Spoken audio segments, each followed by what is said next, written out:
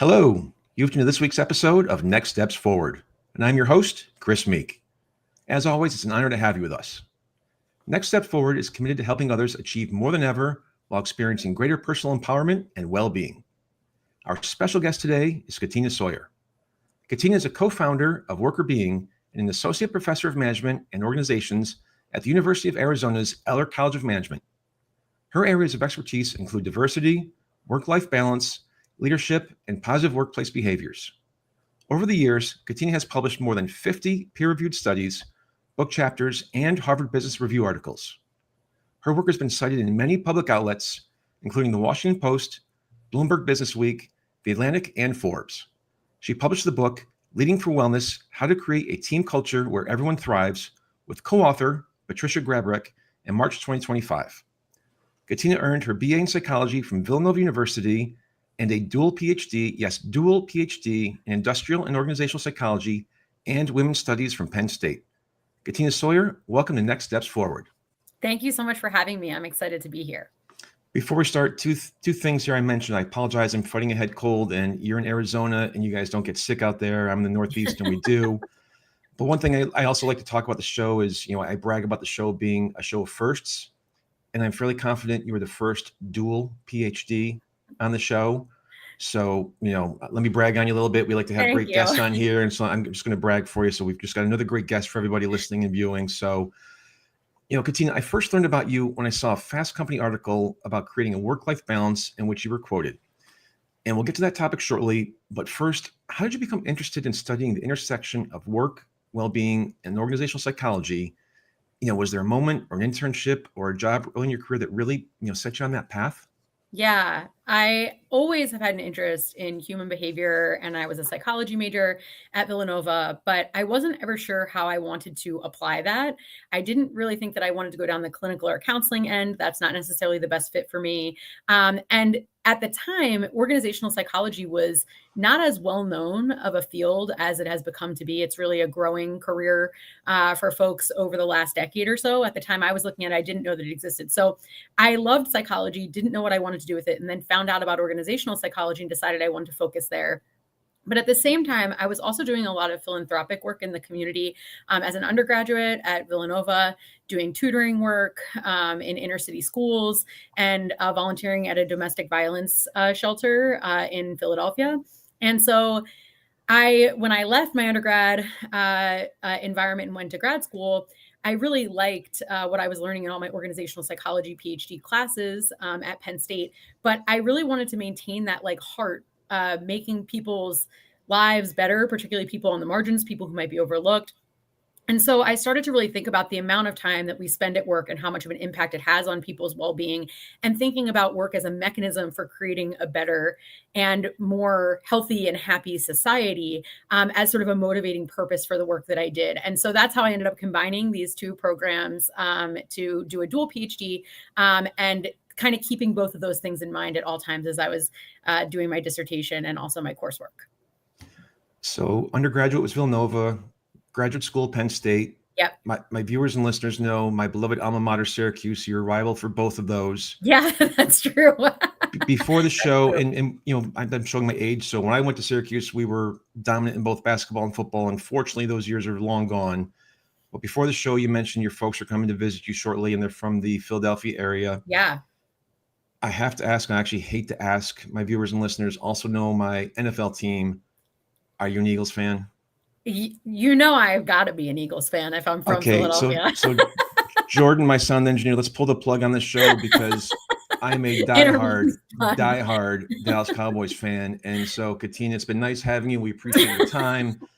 I'm sorry the Bears kicked your ass last week, but we'll move on from that. Terribly. Anyway. All right, back to serious stuff here. So we all have people who are role models, whether we've met them or not. Who are the mentors or role models that shaped your thinking about organizational psychology or workplace well-being? And what did they share with you that was so illuminating?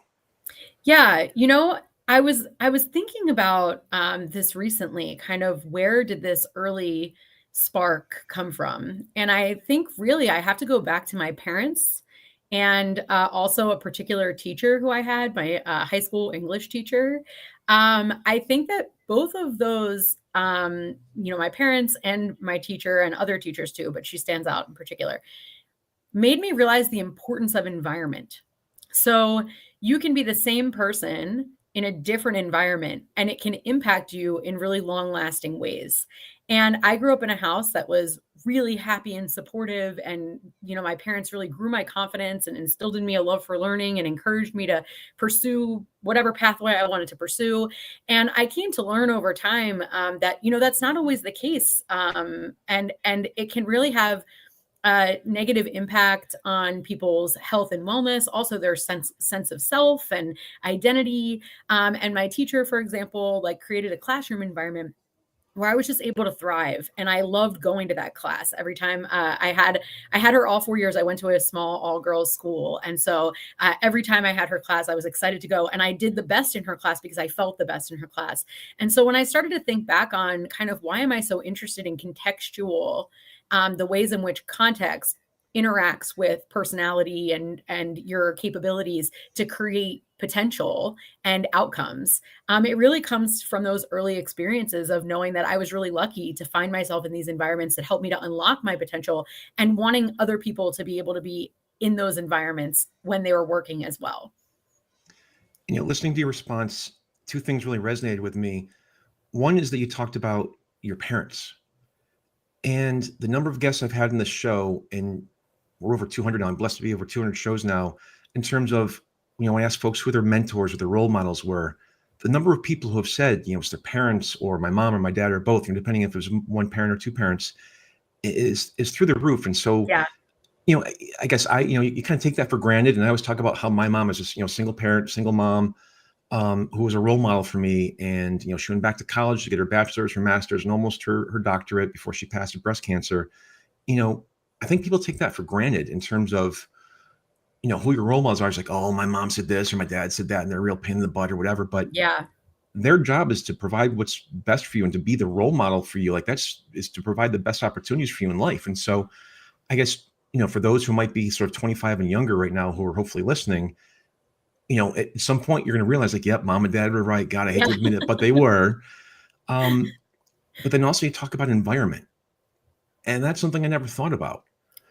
And so not everyone has the right environment, whether they're a child or a teen or in the workplace. Yeah. And we're going to talk about that a little bit in terms of, employees, they look for that right job, but then also they're looking for that right environment because you're going to thrive if you have that right environment. Yeah. Yeah. Same employee, different environment, you can get very different results. And people often think that it's a person problem when it can be a context problem. We don't give enough credence to context. Maybe can you elaborate on that a little bit? Because, you could, and I'll pick, I'm in financial services.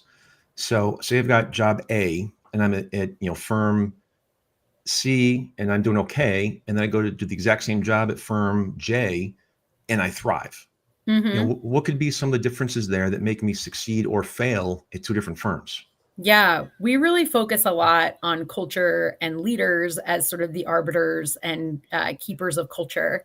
And, you can have the same exact job and be, we have a concept called person job fit, which is, how well do your talents and skills align with what's required on the job. You can have a great fit with a job, but that's only part of the equation. You can really feel good and capable about your ability to succeed in a particular job. But if you have somebody who is creating negative energy around you, maybe only stepping in to discuss your performance when you've done something wrong, never commenting when you've done something right, or even worse, political behaviors, you're doing a good job, but for some reason the person doesn't want you to do a good job or wants somebody else to look like they're doing a better job. All of these things can really get inside people's heads and become very demotivating. And, every person's performance is a mixture of their ability and their motivation. And it's really that motivation piece that starts to decrease when you're in an environment that's kind of sucking the energy out of you and making you feel like maybe you aren't as capable or confident as you could be, compared to another environment where you have somebody who's really helping you understand where your strengths are. And like, that was great, do that again, right? As opposed to like, that was bad, don't do that again. Those are two different approaches. They can go together, but if you're only pointing out people's flaws, they're never going to understand how to replicate their strengths. And everybody has strengths in position. So being in an environment that's really supportive of you being successful on the job is so energizing. And so same employee, same job, different environment, you can get really different results because half of that equation is how you feel, your motivation to actually perform. It's interesting. You talk about people being part of a team at a specific job, but you also talk about sort of that the political environment in terms of maybe someone on that team doesn't want you to succeed because you're both trying for that promotion or that bonus or whatever it is. How do you teach the younger employees today to overcome that or to navigate that in that team environment where, yes, we all ebb and flow with the rising tide, yet we all want to succeed to advance our own personal career. Yeah, it's a great question. I teach an undergraduate course here at University of Arizona called Leading for Wellness. We actually, we're about to have our final exam review today. So the class is wrapping up.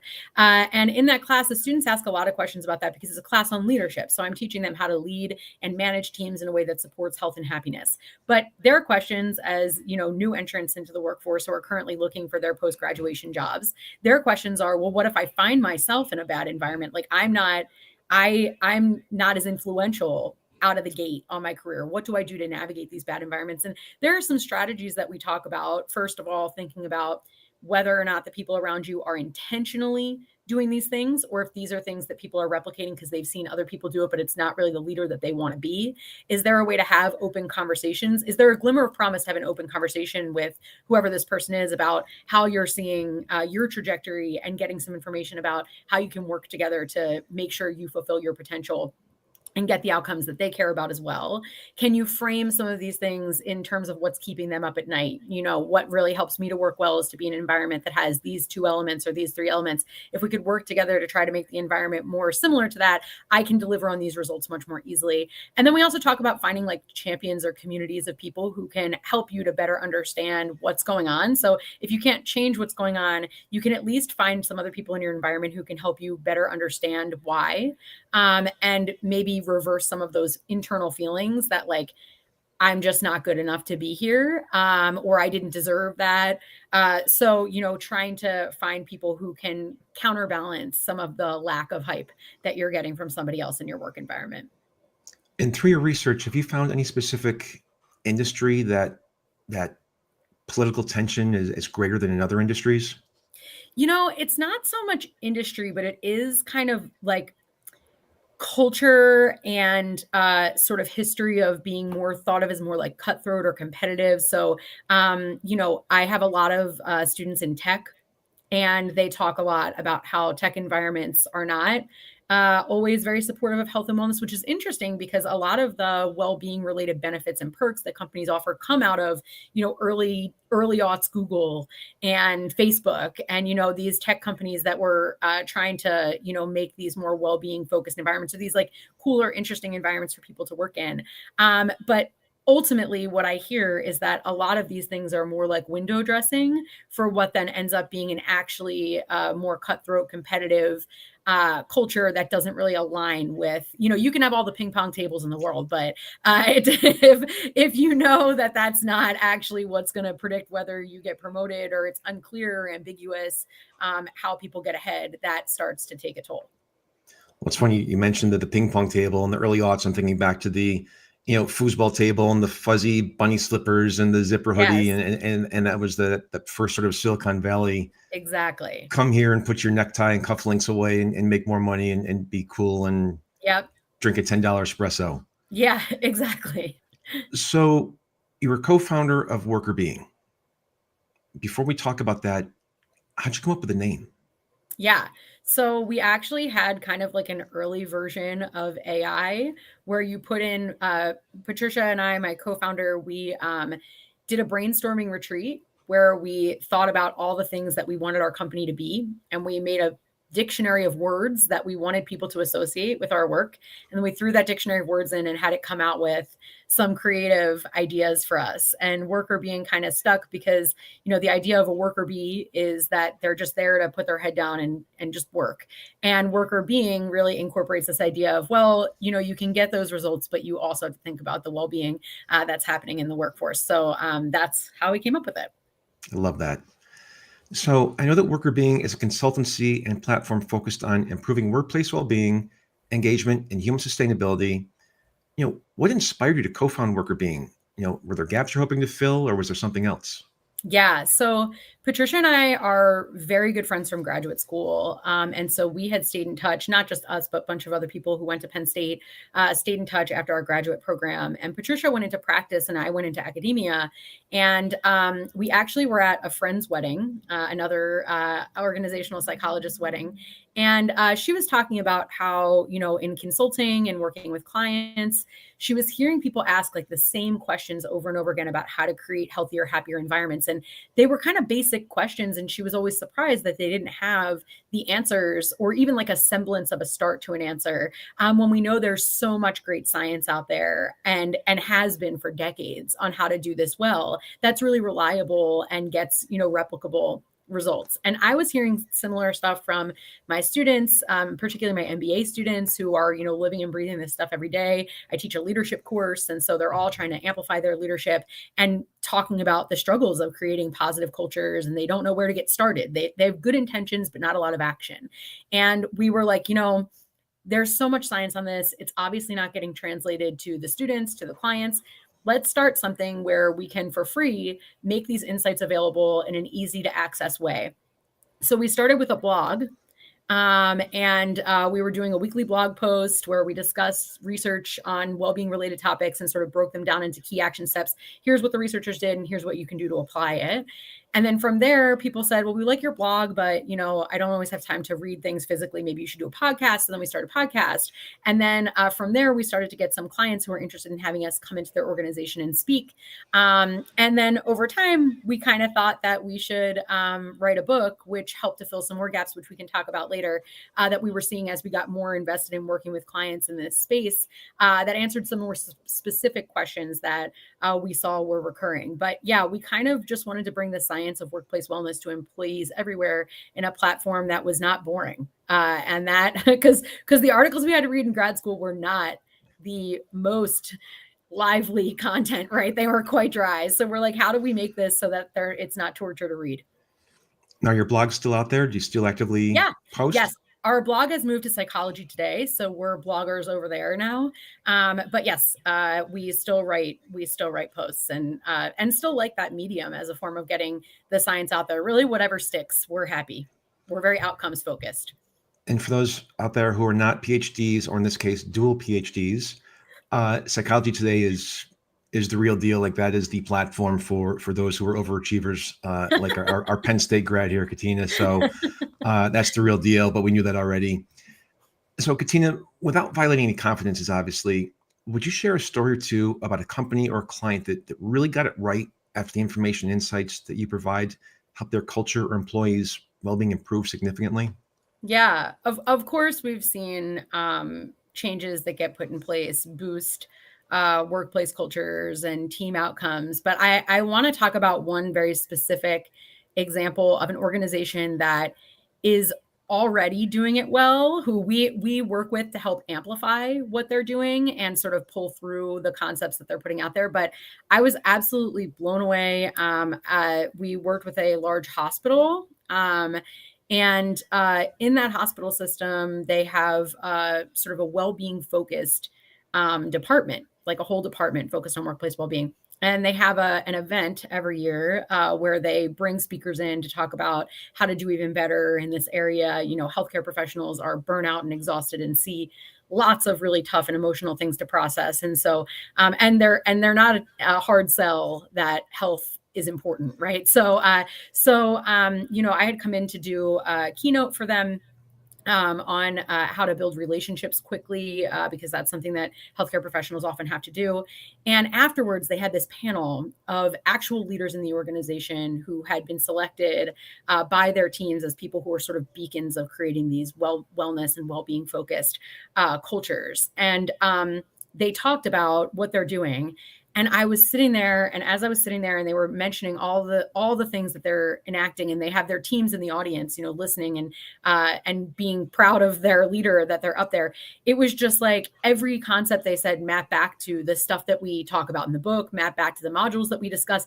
And I was just like, oh, this is such a cool experience to say, okay, we have this book. We obviously believe in our research and believe in it, but here it is coming to life in, like, if I had a checklist of the leader behaviors we promote in the book, it would have been full of checks, right? And then also just the feeling of being there. You walk into an organization. I am a scientist and I don't know how to describe vibes, but places have vibes. I don't know the science of vibes, but you can walk into an organization and it has just either icky vibes or neutral vibes. This place had such positive vibes for a place that deals with such tough stuff all the time.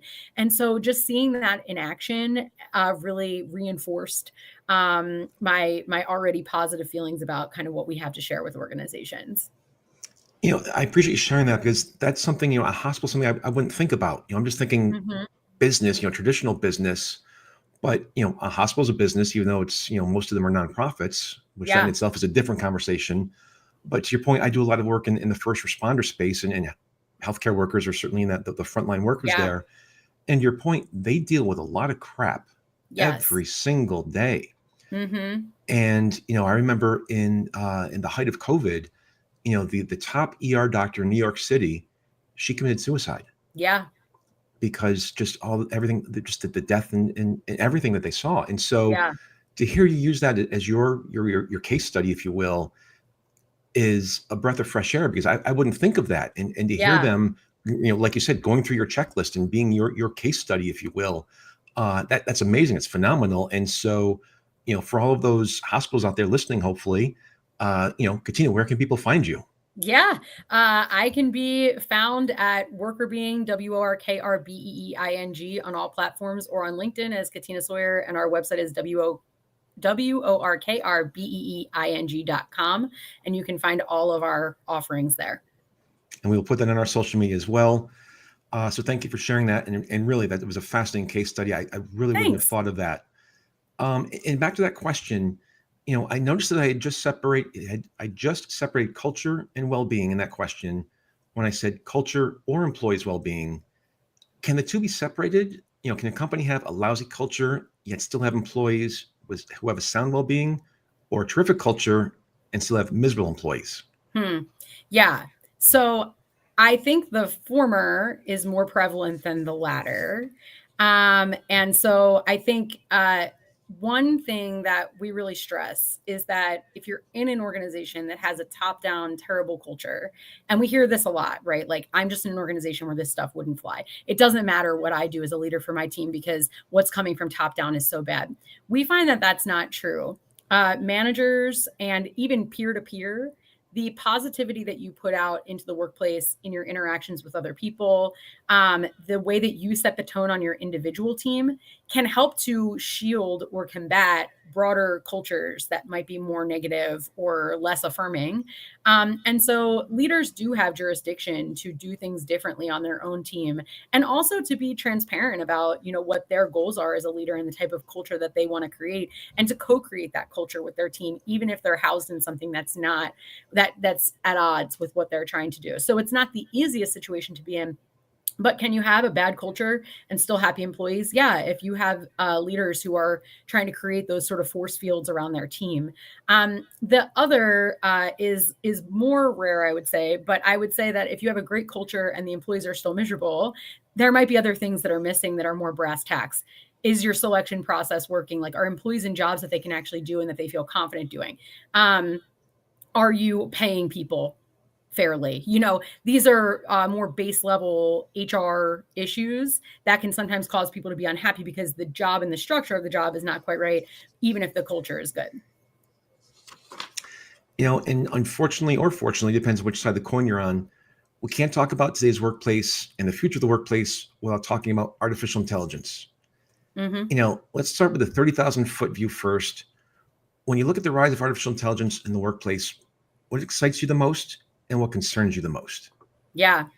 Excites me the most is that there's a lot of repetitive tasks that we spend a lot of time on that don't really contribute to our health and well-being that we might be able to outsource in ways that help free us up to do things that we do find more meaningful. So, how much time do we spend answering emails? If there was a way to use a lot of predictive, I think about this all the time. There's some predictive text, but not a lot. If we could predictive text our way through emails much faster, that would free me up to do a lot more things, right? So there are certain more rote tasks that I think are helpful to get off our plates that AI can be exciting for. What I think it's scary for, or what makes me worry, is that, just because we can have a robot do something doesn't mean that we should. And human beings are social creatures who like to achieve and have goals and find meaning and purpose in life. And so if we allow AI to take that away, or we're using AI to replace so many people's meaning and purpose or things that they find fulfilling, now, what do? We got to replace that with something else that's human, something else that has meaning, something else that has purpose. We can't just leave a void there. So, I am excited about it taking things off our plates that are not helping well-being. I'm scared about us forgetting that we have a choice here about what to use it for and whether we're using it for ends that are good for humans. One last question before the break. We've seen a lot of research in terms of people calling for AI, massive reductions in the job force, 20%, 50%, 90%. What does research tell us about how job uncertainty and technological change affect motivation, mental health, and overall well-being? Yeah. So any type of change people usually struggle with, whether it's technological change or otherwise. And so there is a risk as things change, especially when the changes create, like you said, instability, insecurity. These are all things that cause people to go into threat mode. And when you're in threat mode, you're much more likely to feel negative emotions. It's more challenging to see positive things around you. You're less likely to want to connect or think outside of the box, creative. You're more likely to cling to what you know. So my advice would be that as people go through these changes, being really transparent, being really human in the way that you're rolling them out, understanding that people might feel unstable, decreasing those feelings of instability by reassuring people about what's actually happening. There are ways that you can combat that. But yes, that could be a recipe for bad things from a well-being perspective if not handled carefully. We've been talking to Katina Sawyer, and I think I've asked enough scary questions about artificial intelligence. We'll be right back after a short break to talk about how we can all take better care of ourselves in the workplace. Stay right here.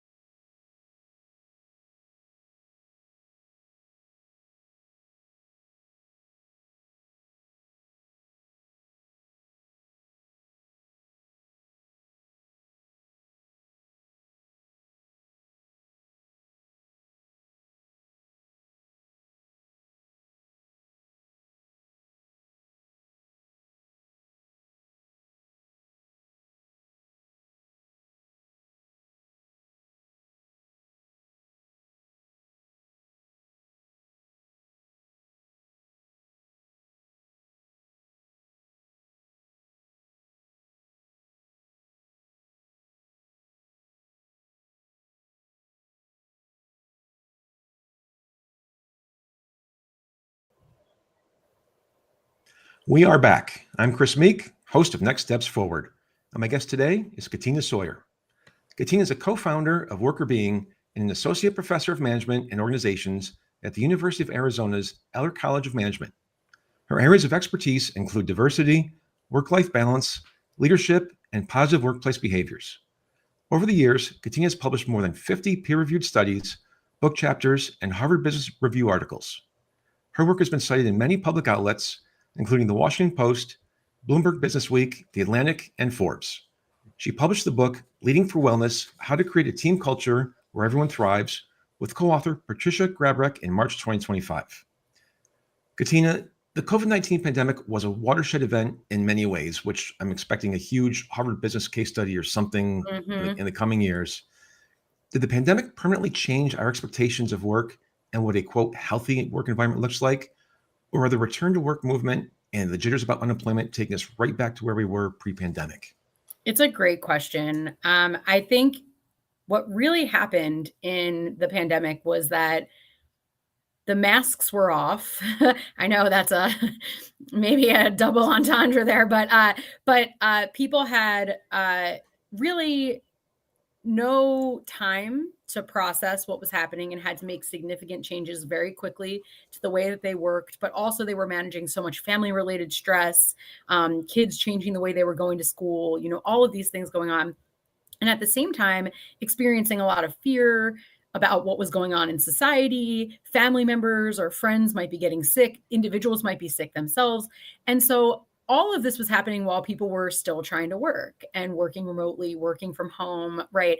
And I think what happened was, like I said, the masks kind of came off that people couldn't just hold it all together and act like things were normal. And so one silver lining, I think, was that the workplace really got injected with more humanity, a greater leeway for emotionality, a greater recognition that mental health is important.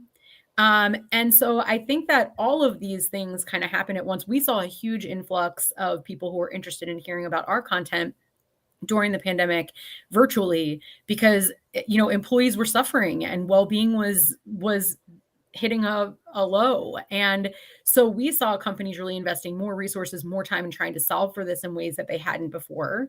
However, I don't think that we can go back. Like, you can't just sit at home as the CFO of a company in your sweatshirt and your hair in a ponytail and your kids are in the background. And now you go back into the workplace and expect that you're just going to be back to this persona where like, well, that didn't happen. That's not happening. I don't think that that's where we're at. And so trying to put that back into the box, I don't think that's the right move. I understand that companies have a lot of financial concerns about the real estate that they own and physical property. And that's all very complicated. But what I think really worked well in what employees appreciated in the pandemic was a focus on listening and learning from what they need.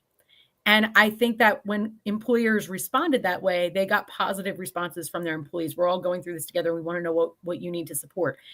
Continuing to do that, regardless of whether we're in a pandemic, is a best practice. And I think that companies are starting to maybe lose their way on that a bit and going back to this more top-down that people now know doesn't need to be the way. You just mentioned that, during the heart of COVID, corporations were reaching out to you looking for your content. Are they still reaching out as much, or have you seen that drop off from that larger corporate perspective now that we're back to that post-pandemic influx? It's interesting. So we're still seeing a lot of interest in these topics. And of course, HR still has wellness related budget and things of that nature. But we are kind of seeing that people are forgetting the initial value that these conversations added. So, they've been doing this work for a while and they're like, oh, well, we've already done 3 seminars on this, so we don't have to do seminars anymore. And forgetting that this is an ongoing process that you can't just drop. A culture has to be created every day. And so if you're going to create a culture that's sticky and you want to have a positive workplace culture, you can't invest a bunch in it up front and then expect that if you don't do anything else to sustain it, it's going to continue being as strong and as positive as it was. You need to continue to create that culture and co-create that culture. That's what culture is. It's what happens on a daily basis, right? And so I do think that companies may think, okay, well, we did that. Check, we did that. And now we're moving on to doing something else. And that's just not the way that these positive workplace cultures get sustained in the long term. And again, I guess maybe it's like in the first half of the show, are you seeing specific industries sort of lead the way in terms of doing this or not doing this sort of behavior? Yeah, we've actually seen, and I'll go back to healthcare, not just hospital systems, but healthcare in general, an industry where they really understand that if you're not well, you can't perform at your peak, and really understand the business case for why having a great employee culture matters and why having employees who are not burnt out and exhausted, why that matters. They have a lot of health related data that makes that case very strongly. They learn about it in medical training if they're medical professionals. So they get the building blocks of that. And, if you can have an organization that supports health and well-being, now, granted, like a surgeon is not going to be in a position where they can have as much work-life balance as somebody in a 9-to-5 job, right? But compared to other surgeons, how do we make this unit particularly health and wellness focused? When you're thinking through where I'm seeing people still really working hard to make sure that they're pulling these threads through, I am seeing a lot of these conversations in healthcare in particular still persisting. So hopefully they can lead the way in terms of other industries following suit. Yeah. And especially just given that high pressure situation that they're in 24/7, 365. Yeah. And I also think for corporations, one thing that we're really big on discussing is while companies may not always invest as much into what they would traditionally think of as a wellness focused initiative, they usually have leadership development programs. They usually have, training, manager training. And our approach is really to not do these like Band-Aid one-off solutions where it's like a step challenge or whatever. Like those things can't make up for a bad culture. But who sets the tone of culture? Leaders do. So if you already have a leadership development program, integrating the principles of leading in a way that will actually support employees' health and well-being, that's not requiring you to do something different or invest additional resources. It's just thinking harder about the content that you want your leaders to embody, not just how to do their job tactically, but also the kind of leader they want to be and the kind of culture they want to create, and actually providing resources so that leaders can understand how to do that effectively. It's interesting, and I apologize. Well, actually, I'm not going to apologize first. So, do you hear my dog Zeke in the background? Yeah, I love dogs. So hi, Zeke. So he's named after the great Dallas Cowboy Ezekiel Elliott. So that's why I'm not going to apologize. But you mentioned earlier in the show that you teach a class on leadership. Mm-hmm. And just now you're mentioning about how leaders have to do X, Y, and Z to sort of teach or to lead their organization.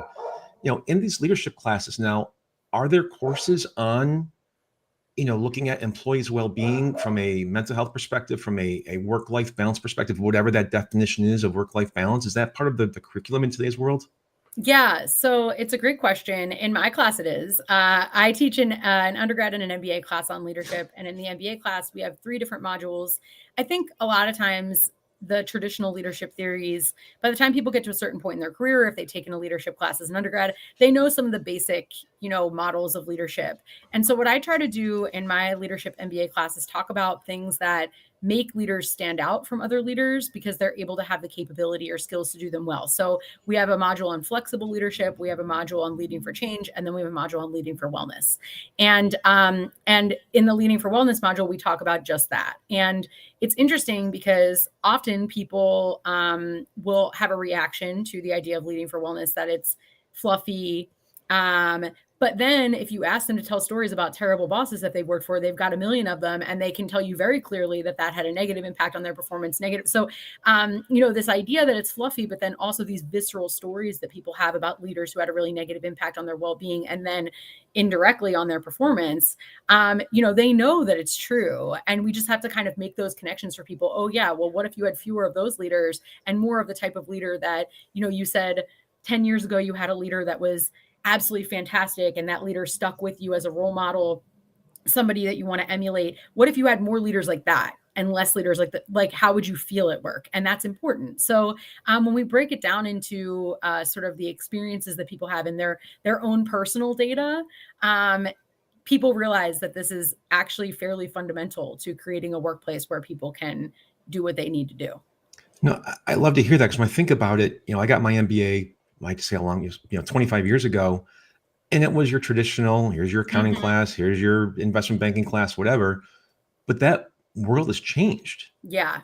And to hear that somebody like you is sort of at the tip of the spear in terms of, what does that new corporate world look like?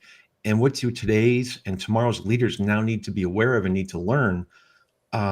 It gives me hope for those leaders for today and tomorrow, in terms of, it's not just, what the bottom line is and what do we return to shareholders. Is that important? Yes, absolutely. But when you return to shareholders, that comes from the employees who are making those profits and those earnings for that company and for those shareholders. And so if those employees aren't happy and aren't doing their job, well, then the shareholders aren't going to get their returns. Exactly. They're not at odds. They actually work together. Exactly. And so I don't think, and correct me if I'm wrong, because you're the pro and the expert in the field, but I don't think there are enough leaders out there realizing this or talking about that. And they're just looking again at that bottom line. And I'm not going to name names because he's been the face of the financial industry since the financial crisis in 2008 and 9. But he's also the one that was the first one to say, if Wall Street employees want to make Wall Street money, then they've got to come back to work on Wall Street and not working it from home in their ponytail and their bunny slippers with their kids behind them. Now, they also just built a brand new gajillion-dollar headquarters in Midtown Manhattan. So that's part of the reason.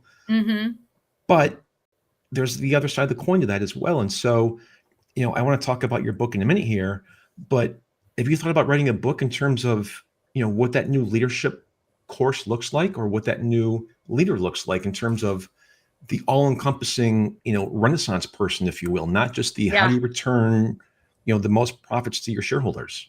Yeah, I think what our take would be, and it's in our, it's not the focus of our current book, but it's a chapter in our book.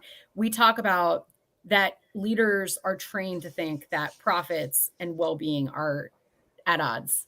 And the reality is that these two things go together so closely. And so leaders are chasing these profits and numbers or whatever, and they might get them in the short term. We have a story in the book about a guy who he married his high school sweetheart. They had 3 kids together, and she was a stay-at-home mom, so he didn't have as much to do on the childcare end of things and household stuff. And he was just this like heavy driver in the financial industry, and he was just we meet every morning at 7 a.m. and we meet at the end of the day at 6 p.m. to talk. And like, when you get off that call at 7, like I expect that you're going to still be in the office executing on whatever still needed to get done. So like long hours really, and just tons and tons of turnover on his team. And his take on that was, especially for women, and his take on that was, well, if you can't hack it, then you shouldn't be in this job. And then tragically, his wife was hit in a car accident and passed away. And overnight, he became a single dad to 3 kids. And of course, he took time off for grieving. And when he came back to work the very first week, he was getting his kids ready for school. And he missed his own 7 a.m. call because the time got away from him. He was trying to get the kids on the bus. And this happened a few times before he realized, oh my God, like it's not that these people suck at their jobs. It's that I've created an environment that works for a very specific type of person, which is basically me and other people who have similar situations to me. And it totally changed him around, right? And so we share some of these stories in the book about people who would be like this Renaissance person, like it needs to be this way or the highway. And then they realized, actually there are a lot of different ways to get to success. And everybody's way doesn't need to be my way. And I can be more flexible in the way that I think about how people achieve. And as long as they're delivering results, if they can't make the 7 a.m. call because they have to get the kids on the bus, what does it really matter? That's still a talented person. So anyway, just one example of kind of what you're talking about there. No, obviously it's a horrible outcome to get to that end result. Yes, 100%. But a fascinating case study. So let's talk about your book for a minute. Yeah. So the title of the book is Leading for Wellness, How to Create a Team Culture Where Everyone Thrives. You're the co-author of that. First, again, where can people find the book? Yeah. So we have a whole list of booksellers at workrbeeing.com/book.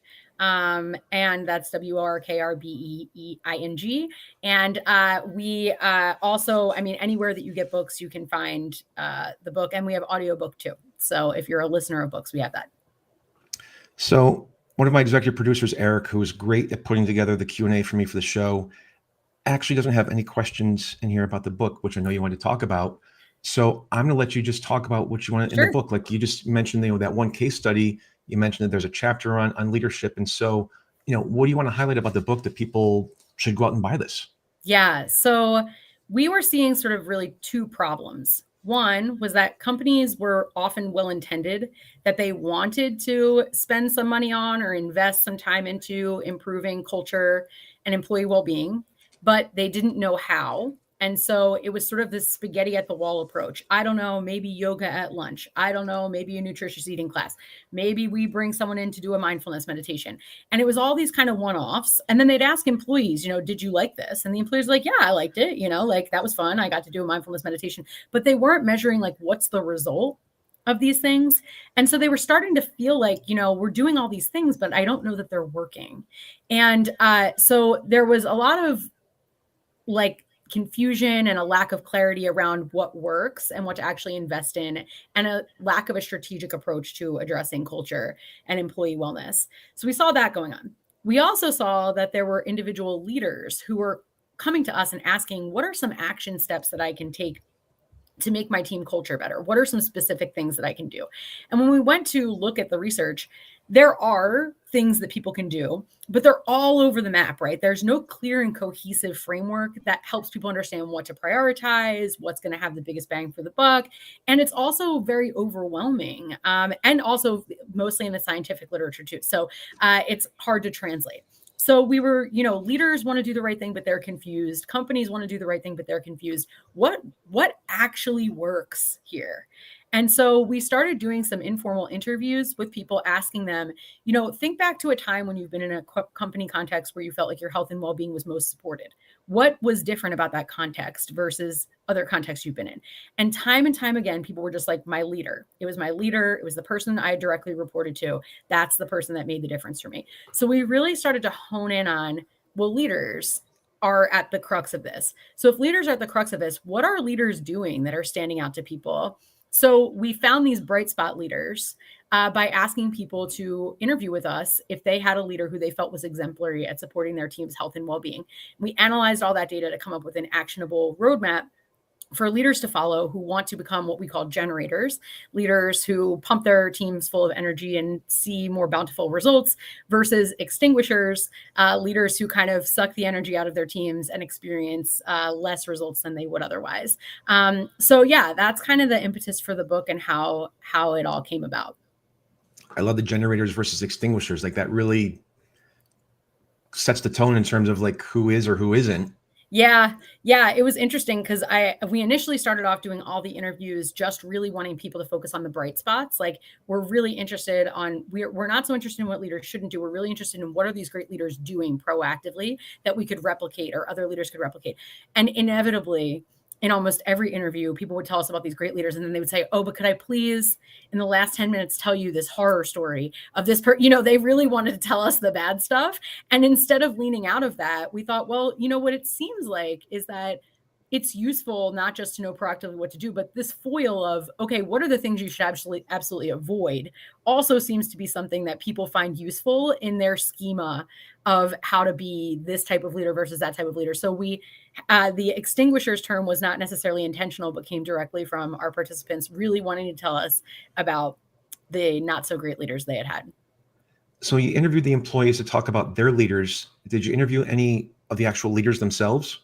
Yeah, so we did some spot checking around whether or not these things aligned and whether there were extra things that the leader was doing that the employee didn't know, et cetera. What we found mostly was that actually the leader was less good at picking up on what it was that the employee found so helpful. So there were lots of stories that the employee would tell that the leader was like, oh, I don't even remember that I did that. So it really stood out to that person, but maybe was just not as salient to the leader. So we found discussing the leaders from the employee perspective more fruitful. We also did not want to have leaders self-nominate because, there are lots of people who think they're good at leading and they might not be quite so correct. And in terms of the leaders, were any of them player coaches? Great question.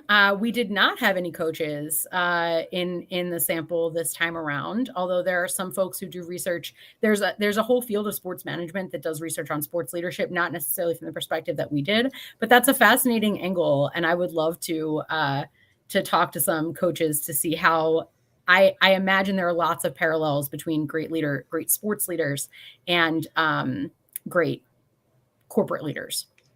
Just curious, because to your point, a lot of synergies in terms of the mindset in top performing athletes versus top performing corporate employees. Yeah. Yep. And in terms of some of the leaders, were any of them, what's the phrase I want to look for?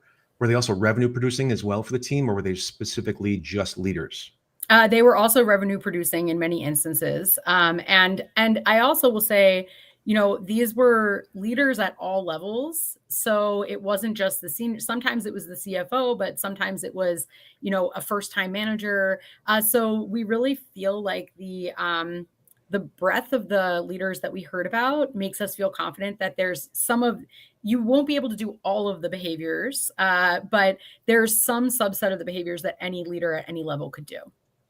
And did you come across any leaders, and I'm asking this because I fall into this bucket, or I have fallen in this bucket, that had a hard time delineating from being a buddy and then being the boss? Yeah. So I think what these leaders did that was really helpful was that they really understood how to create close but appropriate relationships. And when it seemed that an employee was struggling with something that was beyond the leader's scope, they would not rudely hey, that's not part of my pay grade, I don't know how to do that, but just I really want you to be able to get the help and guidance and support that you need. I don't know that I have the proper training to do that. Here are some resources that you might check out. But then they did one other thing, which is they followed up. So in additional meetings, they would say, hey, I know we talked last time about, some resources that might help you with some of what you're grappling with. Have you checked those out? How are things going? Whatever. So they still wanted to have the conversation, but they weren't taking it to the point of now I'm solving your problems for you, which I think can be challenging if you're in a leadership role and you're thinking part of my job is to guide and give advice. I fall into this trap myself with students sometimes where they're sharing with you personal problems and you're like, well, have you tried that? Have you tried that? And these leaders were really good about stopping themselves, knowing their own limits and being like, here's what I can help you with. Here's what I can advocate for. Here's where I think you might need to take some steps to cope with this using other resources, but let's keep talking. And I think that seemed to be an appropriate line. Katina, we're almost at the end of our conversation today. How do you personally define success at this stage in your career? Is it impact, balance, connection, or something else entirely? I think right now I'm really thinking about a holistic sense of being energized by what I'm doing. And so I feel super energized about the work that we're doing, but I also want to feel energized when I'm with family and friends and doing things personally, which means that I need to do some personal practices to make sure I'm getting sleep and exercise and whatever. So I want to feel like I'm entering into my day, looking at my schedule and being like, I'm excited for today. And so if I can feel like I'm excited and usually for me, that means my work is having impact, but you can also have impact in a conversation with a friend, right? If you're really present and that was a nice part of their day, that's another form of impact. So excitement for me and impact are usually tied together, but that's what I'm really focused on is when I press play on my day, am I looking at it and being like, this day sounds fun. It's amazing how sleep, exercise, and diet tie into everything we do, right? True. Simple idea, right? Yeah. Katina Sawyer, co-founder of Workr Beeing and associate professor of management and organizations at the University of Arizona's Eller College of Management, where it's 75 degrees today and 32 in Connecticut. Thank you so much for being with us today. It was a lot of fun. It was a real pleasure and honor having you with us. It was great talking with you. This is an awesome show. Thank you for having me. No, it was a lot of fun. Thanks for your time. I'm Chris Meek. We're out of time. We'll see you next week. Same time, same place. Until then, stay safe.